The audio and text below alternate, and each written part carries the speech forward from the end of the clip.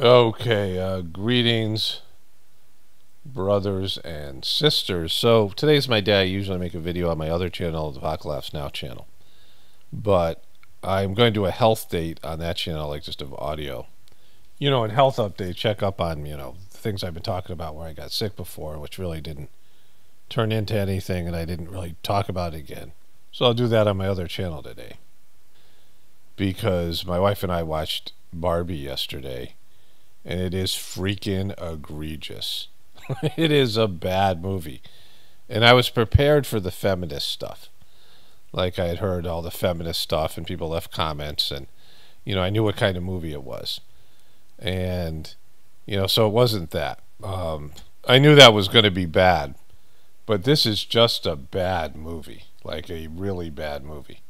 And it is so bad that it has got 88% on Rotten Tomatoes and an 83% audience score. And it is just a cinematic crime. It is an egregiously bad movie, which I'll dissect in a moment. I want to do it while it's fresh in my mind. But there were, issues with the movie where there were women getting divorced from their husbands or breaking up with their boyfriends over the movies. And I now know why that is, because it is such a horrible movie, and it's not like it's offensive to men.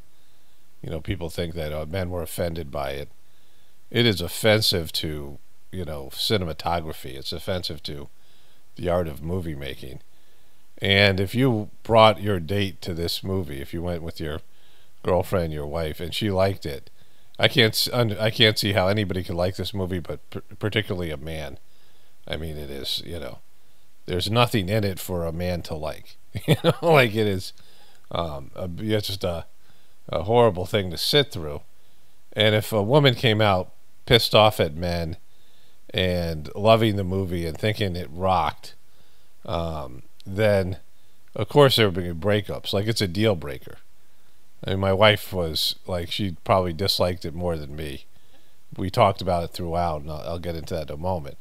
But I don't know how how you could be with somebody that would like this movie. It's that bad. So Greta Gerwig, who directed the movie, and I'm not sure who wrote it, but it is a failure, and she's being talked about.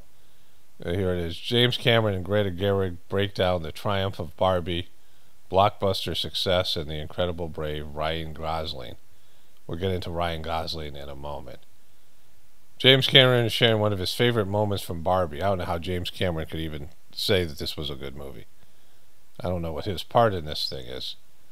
With Greta Gerwig, the film's director and co-writer. So Greta Gerwig was partially responsible for what they call a script, which wasn't. Again, I'll get into this thing. America Ferrera's show-stopping monologue. It's not. I thought this was a moment that resonated with women for feminists, and it just shouldn't, right? It's just boilerplate. It's stuff that everyone's heard before. There's nothing new.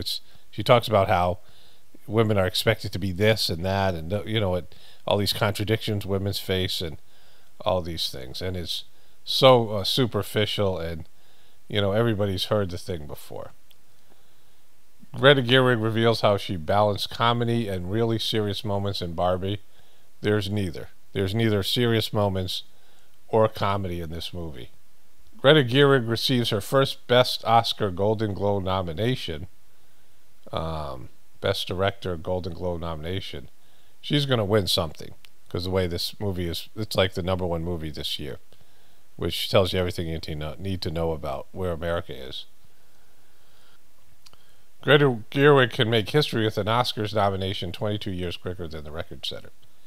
There'll be lots of people upset if she doesn't win Best Director for this movie, and she should even be considered. This thing is, she should do jail time. Like, she should serve jail time over this thing, right? It's a crime. Greta Gerwig, Barbie will be first to go 3 for 3 in directing Best Picture Oscar nominees. And here is some of the movie here. I actually have some other movies, some feminist movies to talk about. I want to talk about the, I don't know, the Rebel Moon thing, which is atrocity, and some other stuff about feminism. So I'm going to get into that second. Um, after I just obliterate this movie. There is an element of men not being aware about how their girlfriend or their wife feels.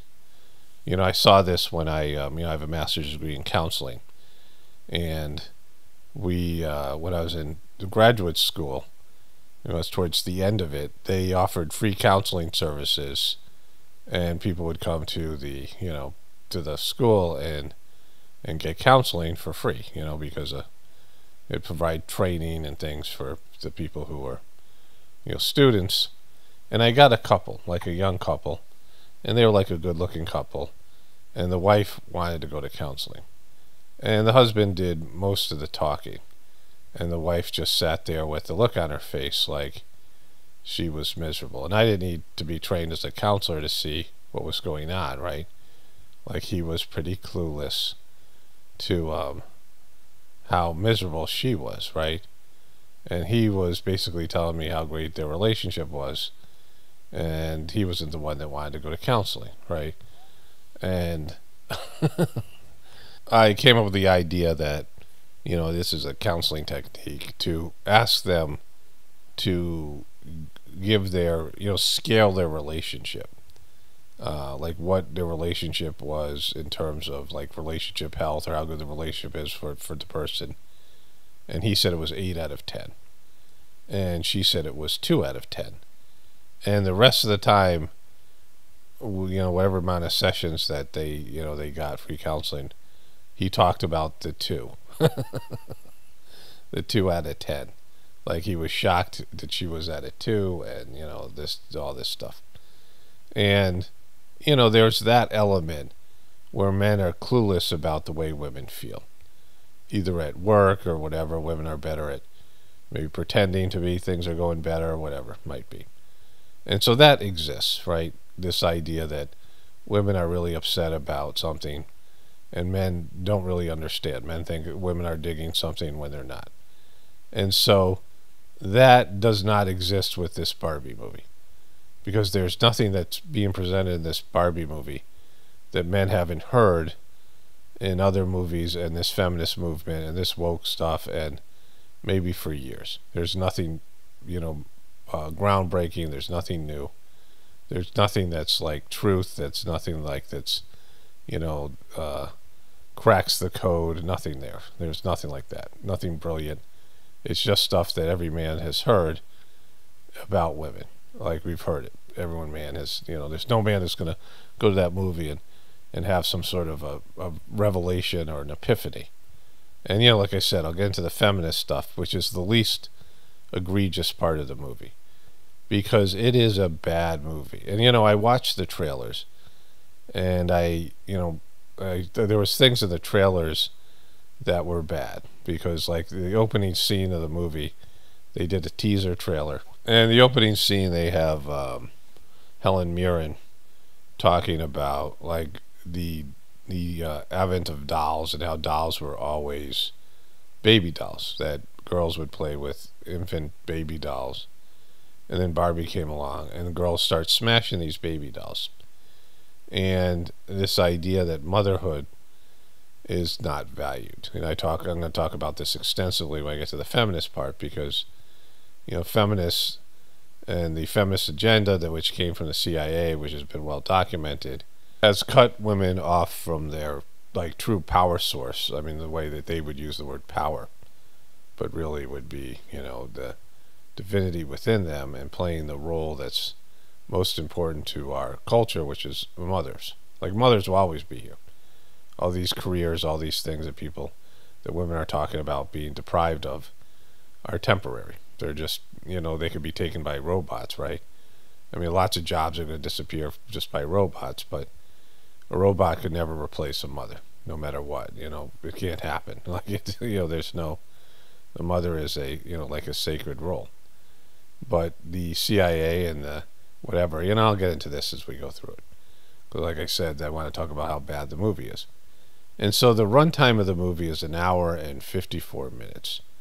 And, you know, with credits or whatever it was, we watched it on HBO, and it was, you know, I taped it. And it was, it seemed like it was, you know, I mean, it was over 2 hours, you know, in terms of recorded time. You know, sometimes they have previews and things at the end. But it is, and it seems like it's 10 hours. My wife and I went for a couple of walks, and we ate dinner. So we had breaks, and we talked throughout the movie. Like, we were like, oh my God, this is so bad. Like, we were, you know, it was not pleasant to watch. There was no entertainment value. Like, I'm watching it for, you know, I knew I was going to make this video. And I thought I'd make it in a couple of days, you know, because I was going to do the other video on my other channel today. But I'm like, oh my God, I got to get this out while it's still, you know, I just want to get it out of my system because it's so bad. And there was another scene where the two Kens are going at it, and we'll get into Ryan Gosling because, like, that guy, man, he's lost his man card like forever. It's bad. It's that bad.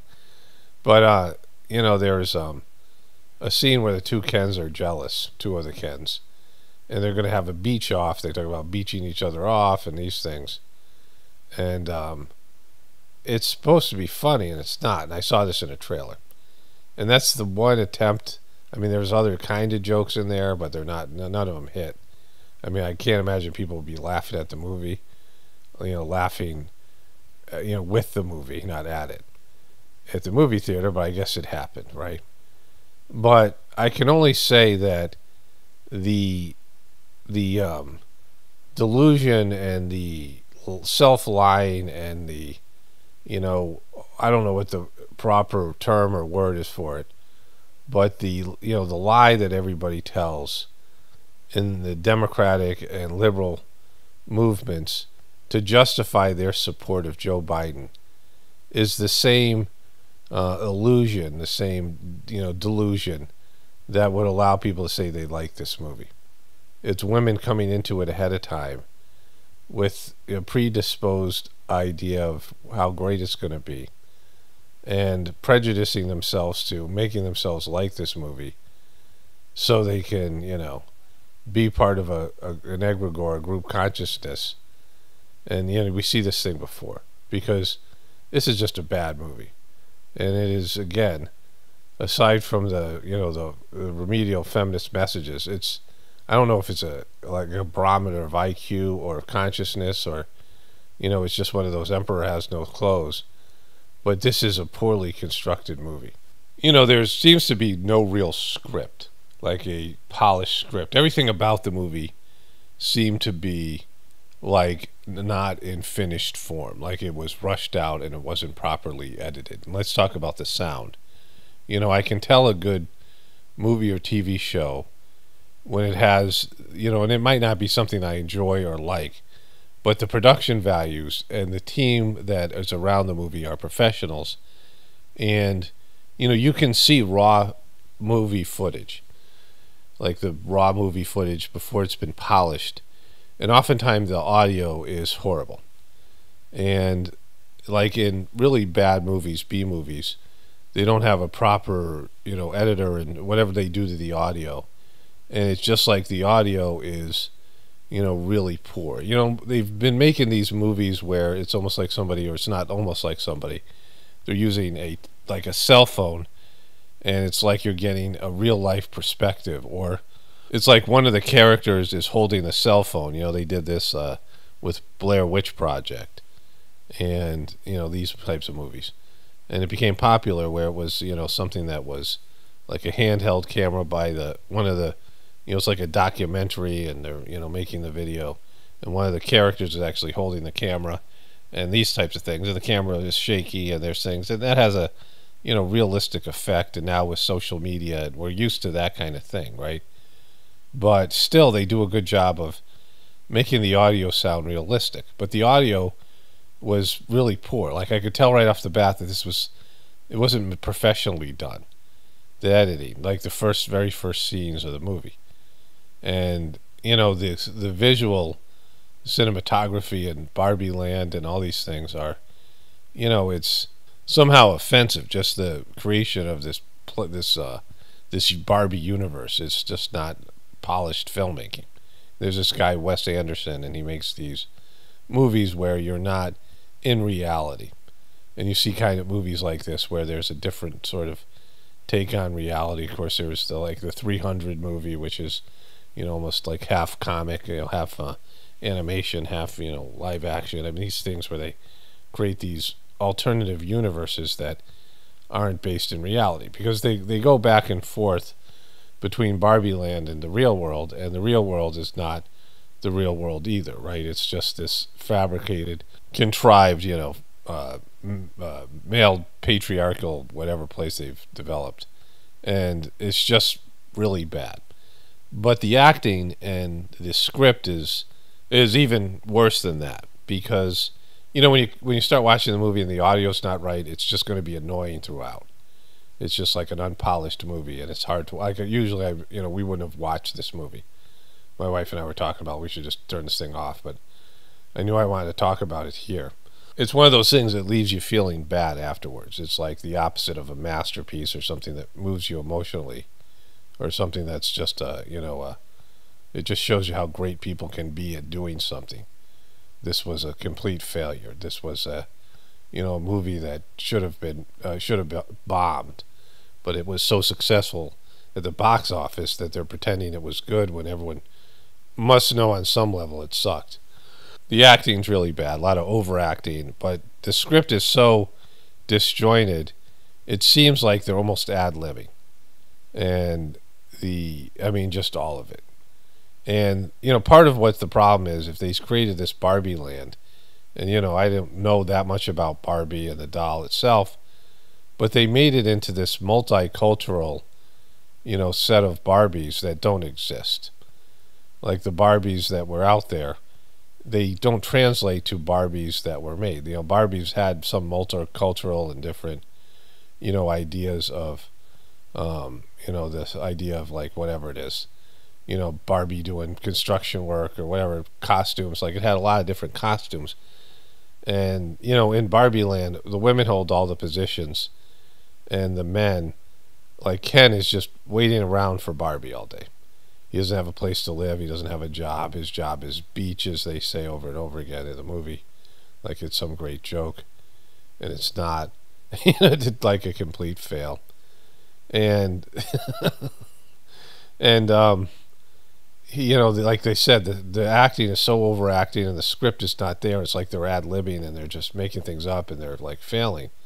But the set of Barbies that they have, and the Barbies doing all these jobs, because when they go to the real world, Barbie realizes that, like, she goes to the construction workers and they're all men.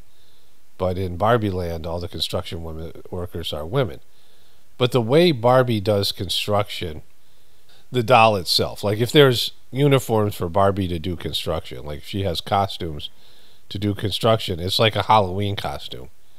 It's all fashion. Barbie is a fashion doll, in terms of the way that girls would play with them, right? Like it's all about fashion and all this stuff. And it's not about Barbie really being president or Barbie really being a doctor. And they have a Barbie who's a doctor, but it's a transgender actress that's playing Barbie, playing the Barbie doctor, which is, counterintuitive, because we know that these dolls don't have sexual organs. So I don't understand how you could even have a trans Barbie in that sense, right?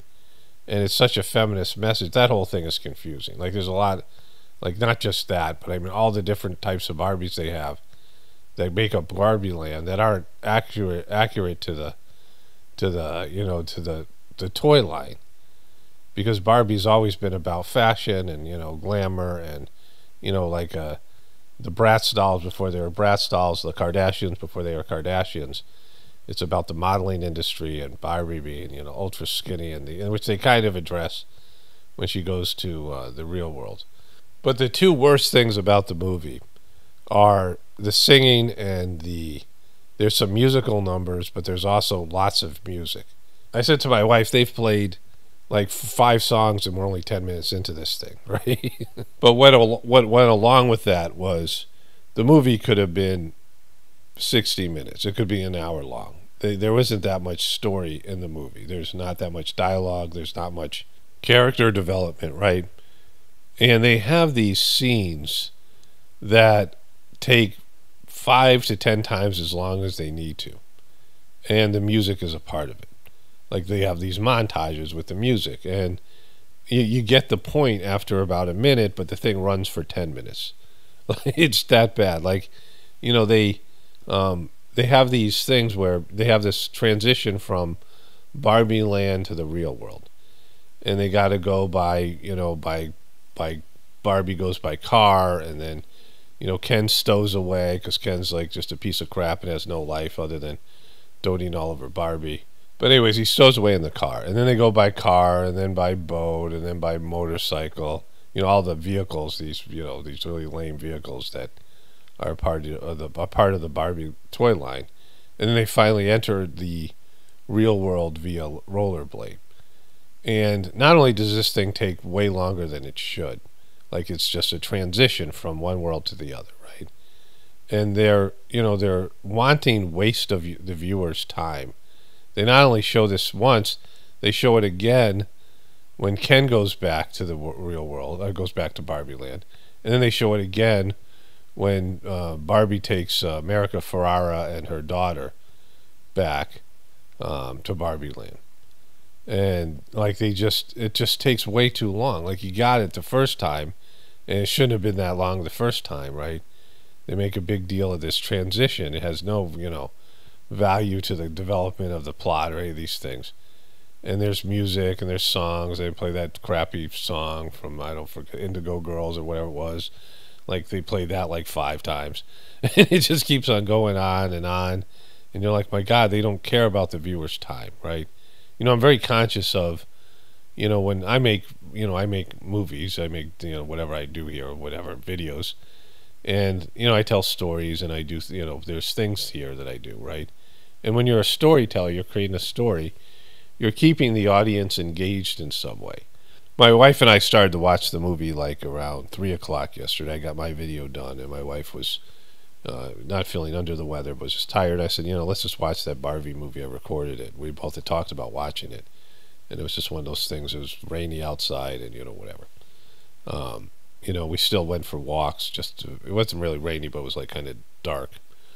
And we still went for walks, and that was like preferable to, we had to take breaks from how bad the movie was, right?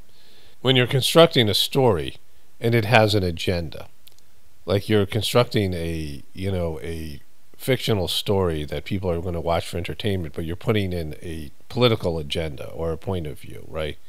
And you come with a, point of view, and there's a lens in which you're seeing the world that you want other people to see the world. Mine would be, one of the central themes behind all I present here is that this idea that the pursuit of happiness and, these pillars of our society, being wealthy and famous, being a celebrity, having power in the world, is, people are disappointed. It's not your true purpose or goal here, right? People are miserable, they're disappointed, they feel bad when they achieve these things. Like they don't feel the way they thought they were going to feel when they achieve these things. It backfires. And that there is a spiritual reason, a soul-driven reason for your existence here. Like that's what I believe. So I weave that into my storylines and narratives, and it holds up because it's a true thing, and the way I do it or whatever. People enjoy my videos. My wife and I watched Hard Knocks, which isn't necessarily a brilliant subject matter. It's just a football team. But the way they weave the storylines together, we started watching, it's the Miami Dolphins, and the coach is like a kind of a disaster. He's kind of really weird. He's a scrawny little guy and just weird. But after a while you can see he must be some sort of a genius, because he doesn't fit as a professional, head coach. And the players didn't seem to be likable. Like we watched the first couple episodes, and we were like, oh, this isn't going to be as good a season. But then we were like, last night we watched it, as we move forward with I think we're up to date, and there's a couple more episodes to come. And we're like, wow, this is like one of probably the best season of Hard Knocks. It's because of the way that they they pull the stories out of this, this real life, thing that's going on. And it's edited well and it's constructed well.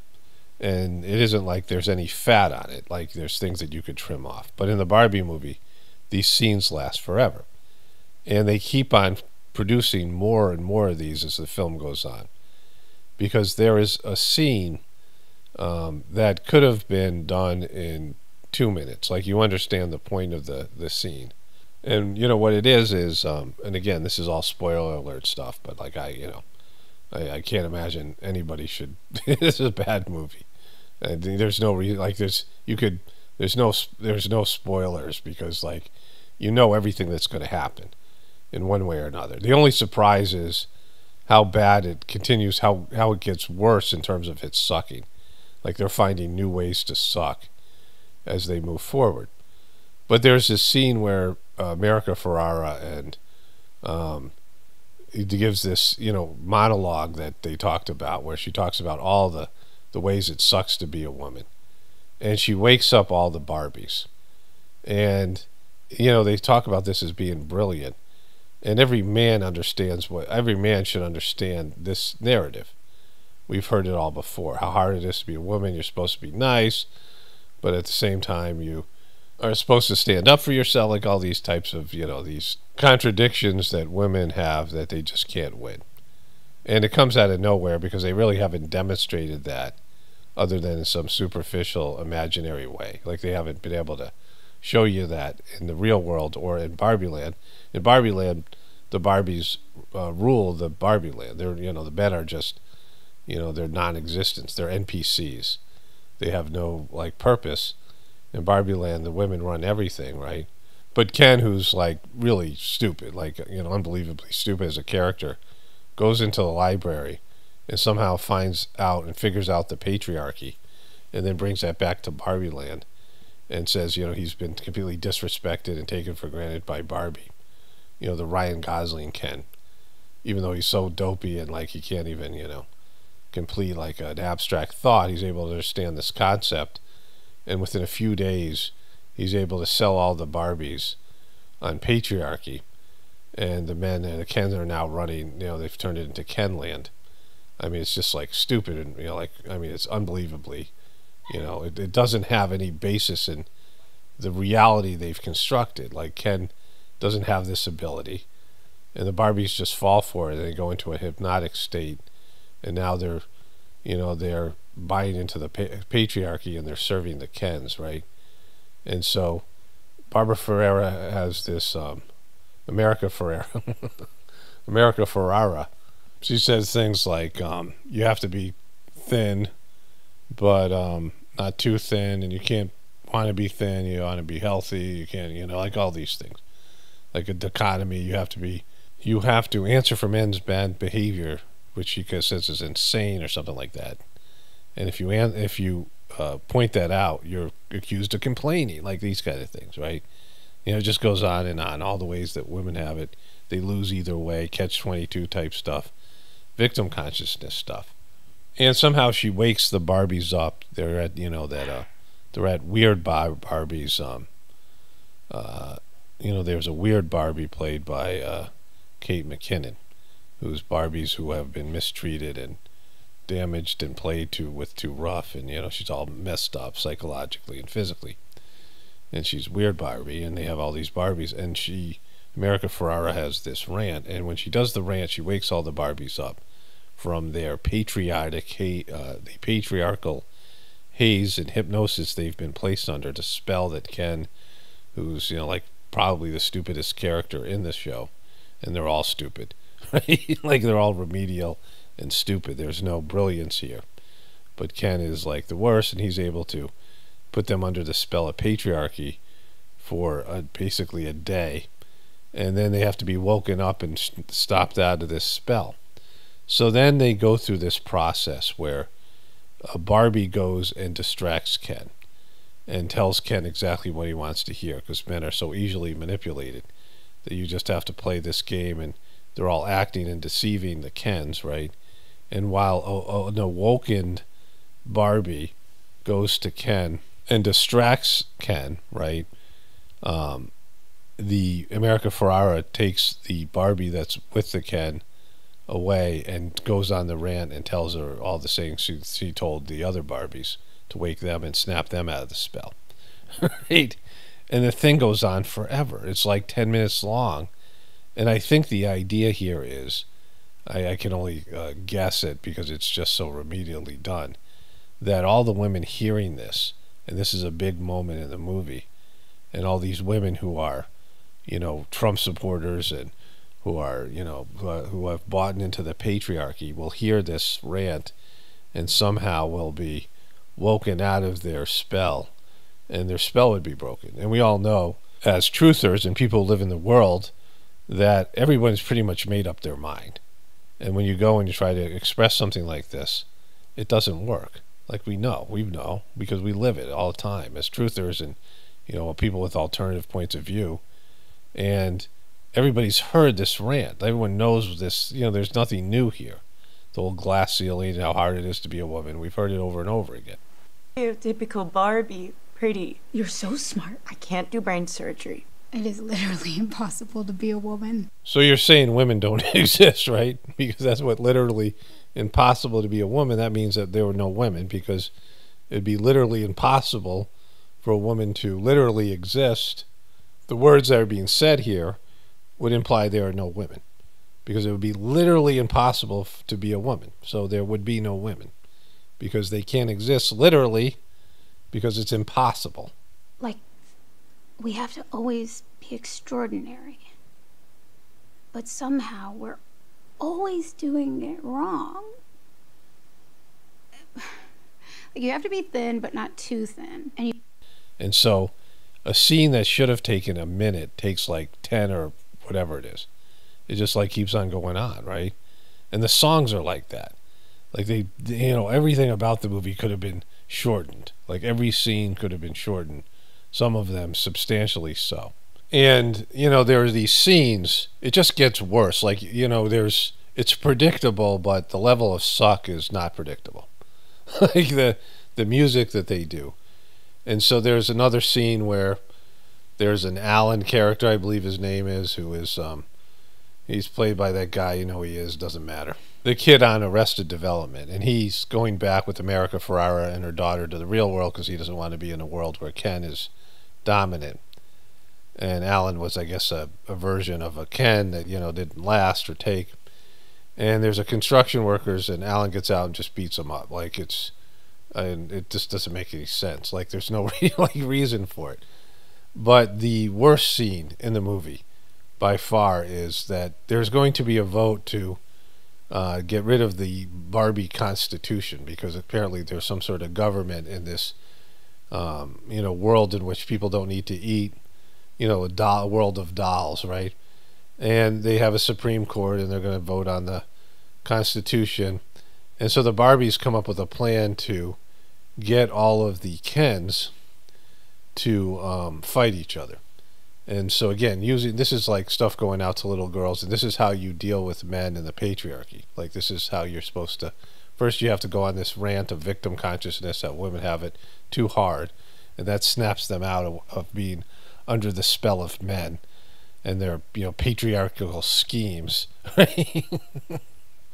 So it's okay to deceive the Kens and to oppress the Kens and do all the things. They've been oppressing the Kens for years in Barbie Land.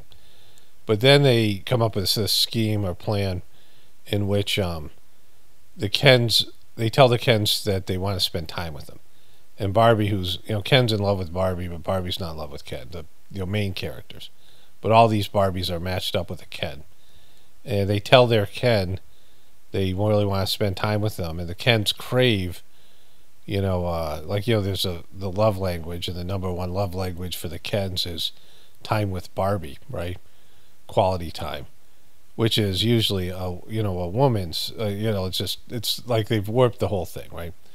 And the Kens are singing to Barbie, and Barbie receives a text from another Ken, which makes the Ken that's singing to her jealous, and then they switch over, and all the Barbies are flirting with the different Kens, the ones that they're not matched up with, and the Kens go on a war. The Kens are going to war with each other. but it's a ridiculous war. It's like, and it's this long drawn out song and dance number featuring Ryan Gosling talking about, what it's like to be Ken and all these things.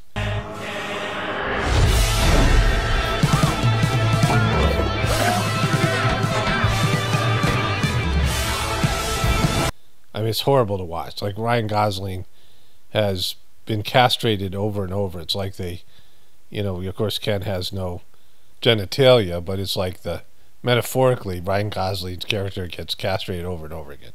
Like, it can't get any worse for him in his, what he had to go through.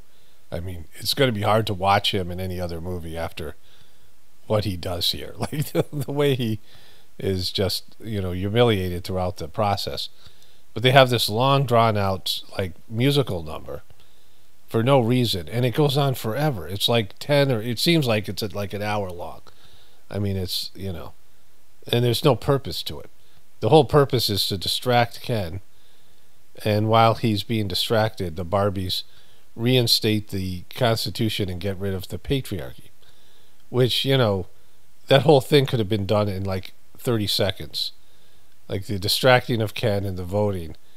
I mean, there didn't need to be a musical number. It's like one of these things where, when you were a kid and you had to write a 1,000-word essay and you could only come up with 200 words, so you have to use filler, like saying the word very over and over again and using a lot of adjectives to describe something so that you can get as many words in there as possible, right? Because you don't have enough of a story to make it last. It's not like a full movie. Like, the idea is very basic here, that men have a patriarchy and women are being somehow mistreated by the patriarchy, and Barbie's a part of it, and but they've stretched that into something that's like almost 2 hours long, right? And there's like nothing there, right? And the fight scene between the two Kens, the group of Kens, is so gay and so like it's unbelievably bad.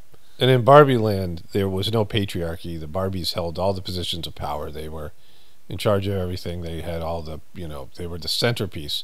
And the Kens are basically NPCs that are being neglected and mistreated, and, are, their sole job is to adore Barbie.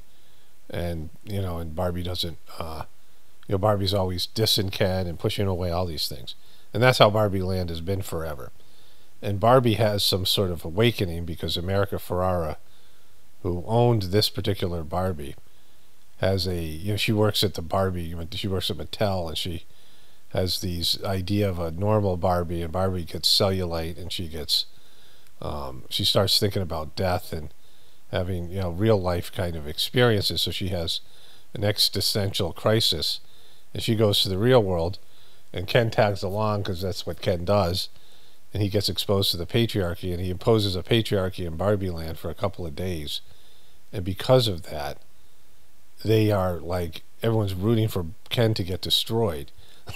they have 2 days of power, and they install a patriarchy that he learned because of Barbie's own crisis and women things. And somehow Ken is like, who's been neglected, and gets the power that they they're supposedly hold in the real world, right? The whole patriarchal narrative that's there from the feminists. And like the Barbies lie, mislead, emotionally play on Ken's weaknesses and ego, and pretend to be interested in him, and when they're not, just so that they can crush these Kens, right? And it's just like this man-hating stuff. I mean, the feminist stuff is like really bad, but it's not the worst part of this. It's just the movie itself, right? And the poorly made aspect of this movie. It's an embarrassment to cinematography. So the movie ends with the Kens realizing it's enough to be Ken. You don't have to be Ken and Barbie. You can just be Ken, which is, pointless. Like, it's like the men having some sort of realization about their own, nature of their existence. And then the one character that needs resolution is Barbie herself. So the woman who created Barbie, who's played by Rhea Perlman, comes in, and like, that's just like, there's so many cringeworthy scenes, and it's determined that Barbie wants to go be a real woman, even though everything that they've shown is that Barbie Land is better for women and Barbies, and that women have more power and rights and all the things. And other than that brief time of the patriarchy, they're more aware and awake and all these things. But she wants to go live in the real world for whatever reason. They haven't made a case for it, but whatever. And so she goes and becomes a real woman, a la Pinocchio. A lot of these things are just, they're storylines that exist in other movies and whatever, TV shows and books and whatever it is, right? And she goes to be a real woman, and they document this because the very last scene is, and the last word in the movie is that she is going to her gynecologist, which means that she now has a vagina, so she's anatomically correct, and somehow that's a triumph. My wife and I looked at each other like, oh my God, this is like a horrible. It's that bad. You got this. I'm really proud of you. Sí se puede. That's a political statement. That's appropriation, Dad. Oh, I'm Handler, Barbara. Oh yeah, I almost forgot there's like Illuminati symbolism and things as well, but the Rhea Perlman character that invented Barbie, his last name is Handler, and she had a daughter named Barbara Handler. And what are you here for today, Barbara? I'm here to see my gynecologist. Okay, so I had an idea for this video a couple of days ago. This trailer came up, and YouTube's been recommending a lot of trailers. Maybe I watched a couple of trailers, and I showed you a lot of these trailers with there was this pattern where women were being taken, and there was 5 trailers that came up in a row where it was about women being human trafficked and young women and them being kidnapped and taken and things like this. But this is a movie called Vigilante. Hello, Mr. Shant. Today you will sign this house over to your wife, and you will leave. Good woman, she's laying down the law. What the hell are you? I know what you do to her, Mr. Shant. So she gives him the throat shot, and he crumbles. Let's watch that again. Mr. Shant.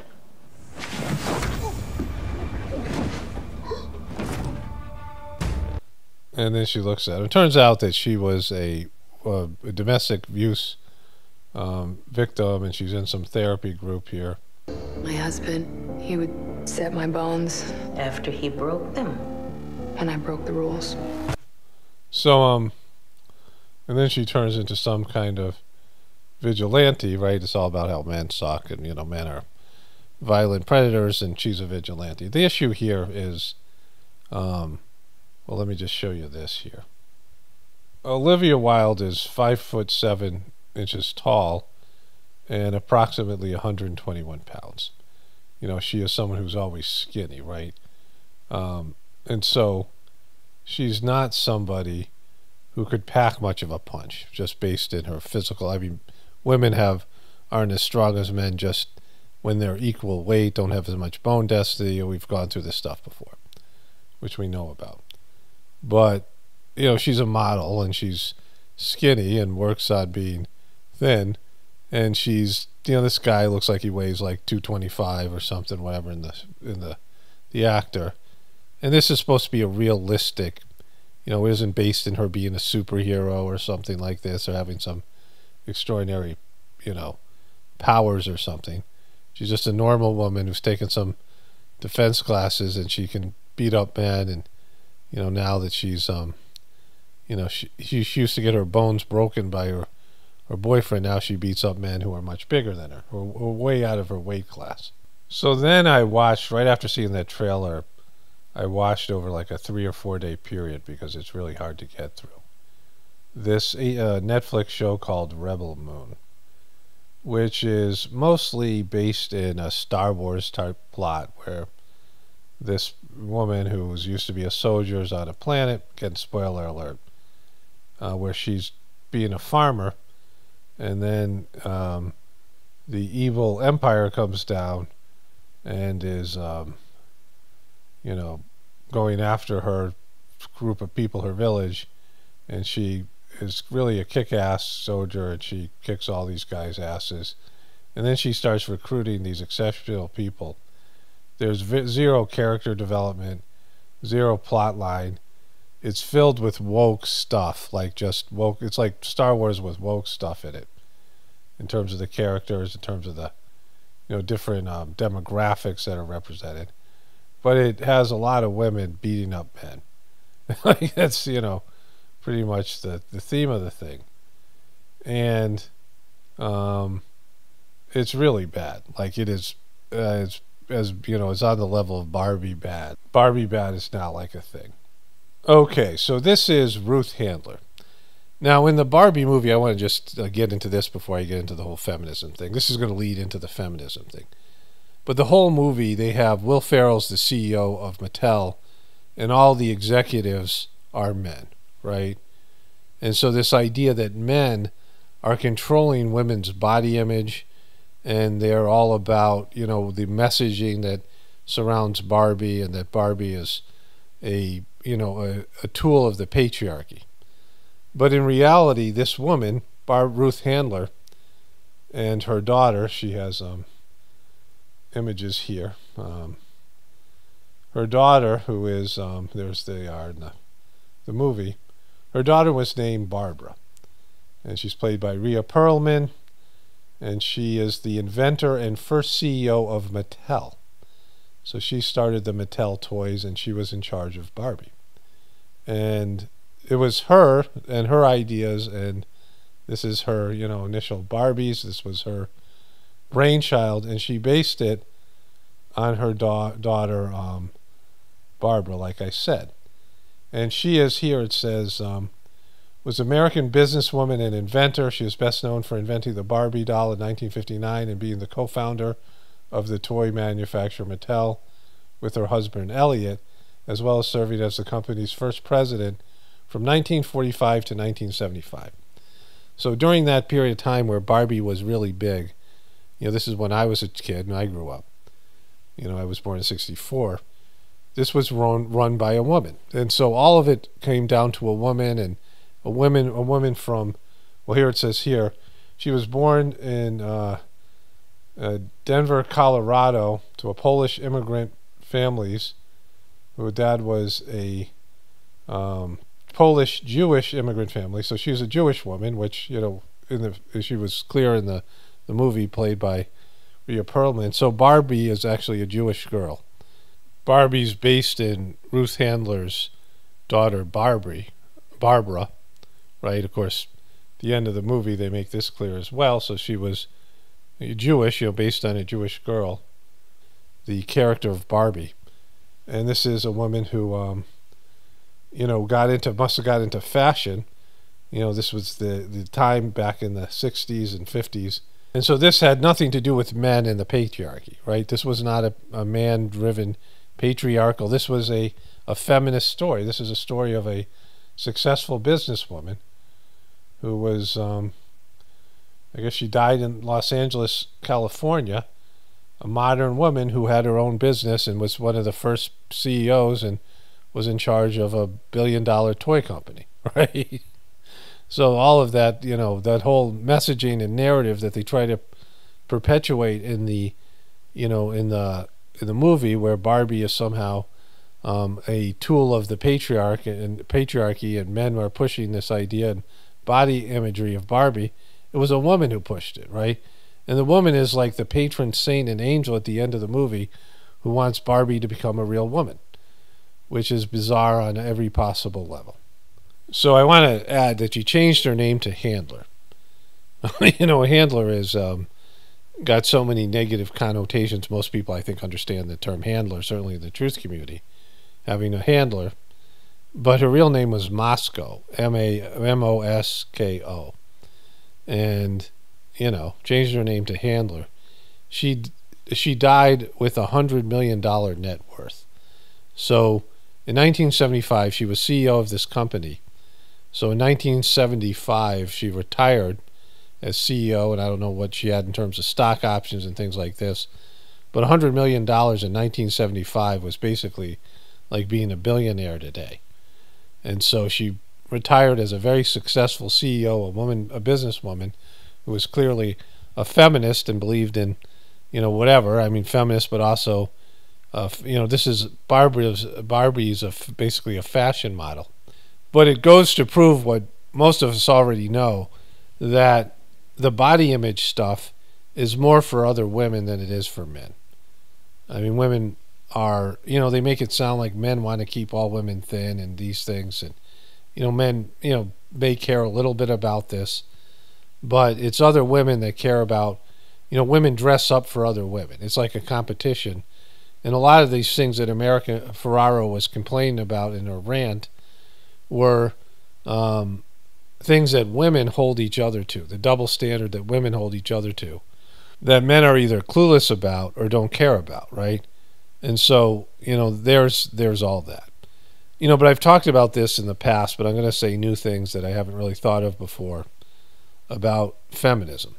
But feminism is not the antidote or the solution to the patriarchy. There is a patriarchy, right? We have a male-dominated society. And there are civilizations and periods of time where there's a matriarchy. But a matriarchy isn't where women are in power and control over this system that we have now. It would still be basically a patriarchy. It would just be the women who are assuming the role of patriarch, right? Which can happen. There are times when, a single mom or a single dad has to assume the role of both mother and father, right? And that is really hard to do, but it's, there are times where you have to assume that other role. But the society, the way it's built now, will always be a patriarch. And the economy is based in a patriarchic type philosophy and orientation to the world, as is the politics and everything else. And so if you were going to have a matriarchy, it wouldn't be anything like it is now. And jobs and careers and things would be completely different. And so this idea the feminists have, or the feminist movement, which again was started by Gloria Steinem getting money from the CIA to put out her magazine in the 60s. This was something that was started in the 50s and 60s and pushed this idea that is counterproductive to women assuming their power, which is a big part of feminism. It's all about women power and women getting their power back. But you don't get your power back. The way that you would get your power back as a woman is through motherhood. And I'll explain that, which I've talked about in the past. But a feminist agenda and the feminist run system would not solve the patriarchy. It would do just the opposite. It supports the patriarchy. So if you have a strong feminist woman who runs her household, she's married, she's got a weak feminist husband who's, just like he's been denutted like Ryan Gosling in the movie, that isn't the antidote to patriarchy, and it doesn't work. The feminist woman is unhappy. She eventually probably ends up cucking her husband and cheating on him, or, these things, because she's dissatisfied with his weakness, right? And the family doesn't run well. It isn't a better family than you would have under some sort of patriarchy type of situation. Because as I said before, a matriarchy looks completely different than a patriarchy on every level, in terms of our relationship to God, in terms of the, social etiquette, the social system, in terms of the economy and the materialism and the things that dominate our patriarchal system, right? Right now it's a man-based system in terms of our economy, in terms of our approach to God, in terms of our approach to relationships and things like this. And feminism made it worse because it minimized the idea of a mother. I got this whole folder, and I'll put these images in, about motherhood. It's a whole, bunch of images. I've done videos on this in the past. There's one video in particularly that people like, women, mothers have liked in the past. I forget the name of it. But I can make that one public again if people remember the name of it or whatever it is, right? But to understand this, mother is being a mother other than being a spiritual master or saint, which doesn't always exist, a higher developed spiritual being. That is the number one position in any society.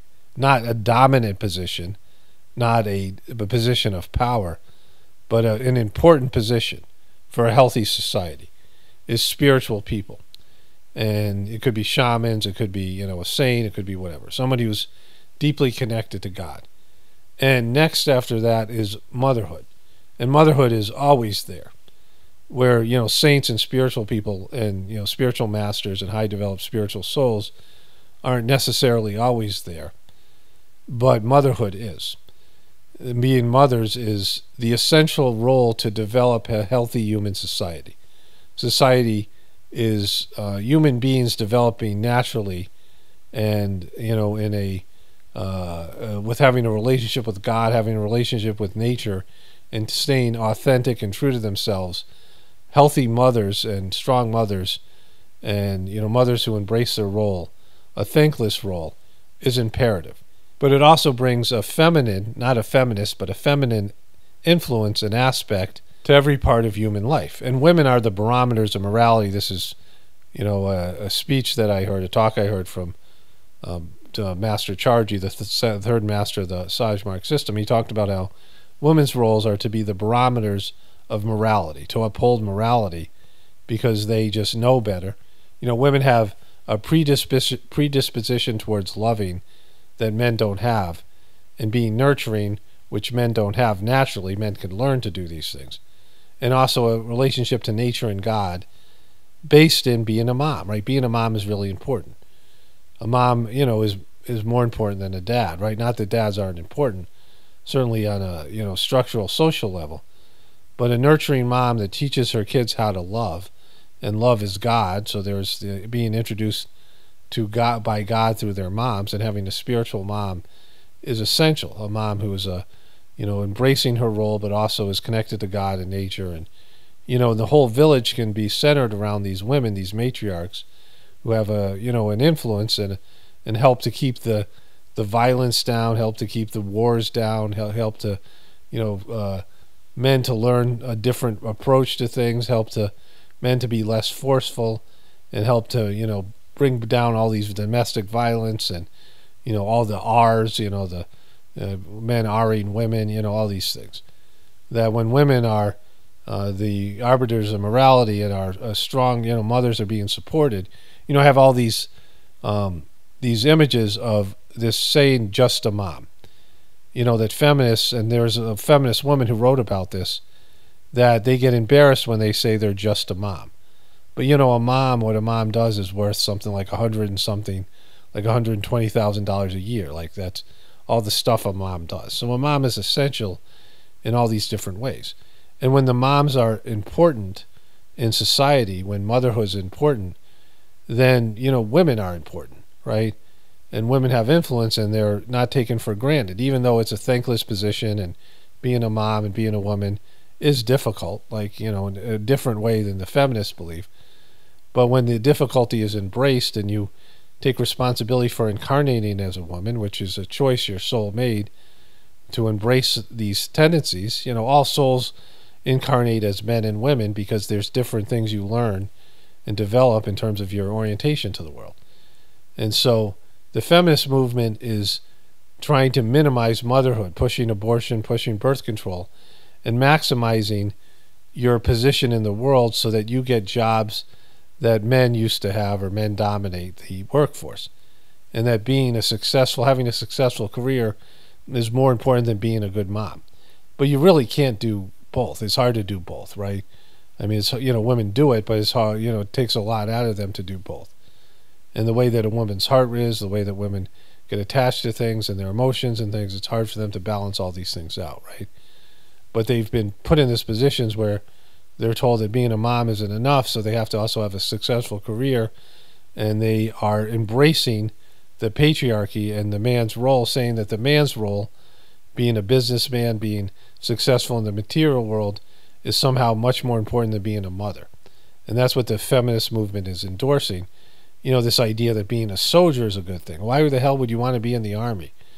Like, there are people who volunteer for the army and think that being in the army is a great thing, which is not, especially in our culture that's centered around the military-industrial complex, right? And these different aspects of the patriarchy is to make men, in terms of football, in terms of the violence in movies, into being really aggressive, specifically American men, that American men would be the sort of the army of the world, and now they're pushing all these, various other demographics, women and LGBTQ people, like it's some privilege to serve in the army, right? Like it's actually a bad thing. You'd want to avoid it, especially since you're fighting for these rich people, and all this stuff is patriarchal. And the feminist movement supports all these things by dissing motherhood, by minimizing motherhood, by maximizing these positions that women get. And the idea that's being perpetrated here in all these movies, which I've covered over and over again, is that feminism and the way they portray it in the protagonists in movies and TV shows is about women beating up men.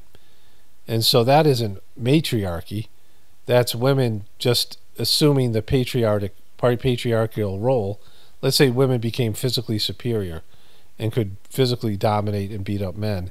That wouldn't be, this Amazonian type of Wonder Woman mythology, that women are stronger in these places. When women are like that, that's patriarchy. That's a male principle. Violence and physical dominance, that's a patriarchal type of attitude.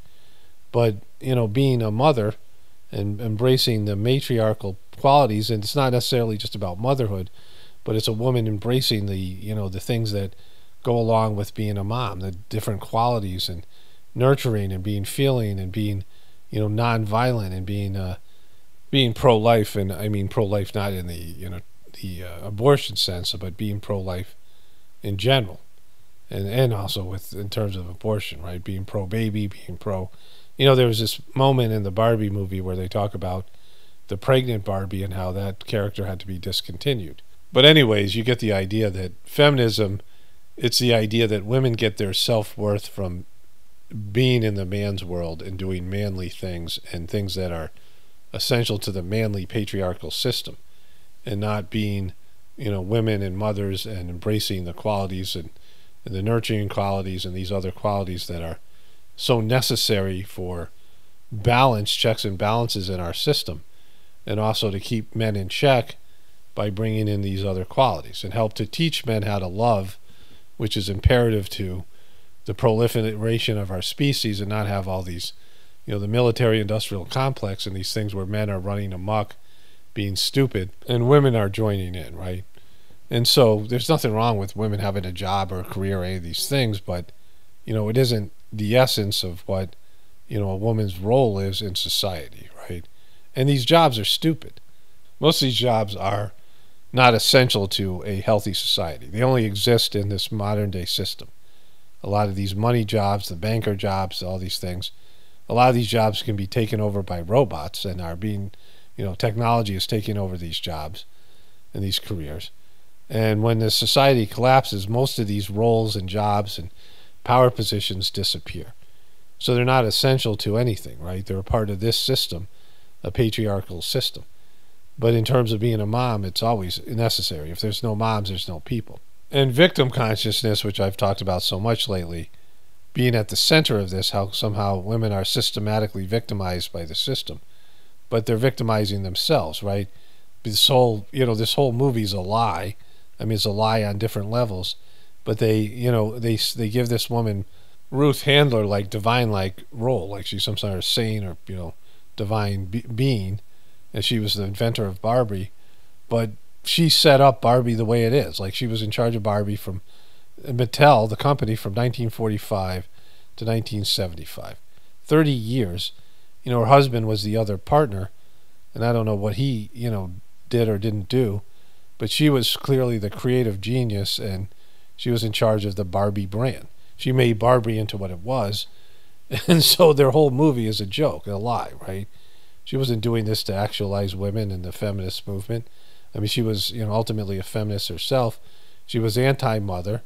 She was pro, skinny model Barbies, and she was the one pushing the body consciousness and all these other things.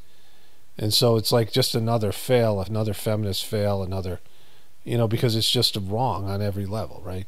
Like, they don't get it. Like, they don't get that they've been worked and they've been taken away from the power that they claim to want, right? By minimizing and diminishing the role of motherhood and embracing the patriarchal roles and being conned by this, the intelligence community and the economic system that got women out of the house and into the workforce, away from their families, and into the armies and these other places, with this idea that somehow they were being cheated out of these wonderful jobs and lives that men have, and men are, as miserable as women are because everything's so unnatural. They're all disconnected from God, and that material success and important roles and power and all these things lead to happiness, and they don't, right? And now people are disconnected from God. The family has fallen apart, and our society is about to collapse at a time where people are weaker than probably any other time in human history. And this is all a part of it, right? Like, they've contributed to all this, this living nightmare, that our society has become. So, Barbie sucked, right? Only spirituality will save this world. It's Paul Romano, Death Reporting from the Apocalypse and the Ascension. Everyone have a blessed day and be grateful.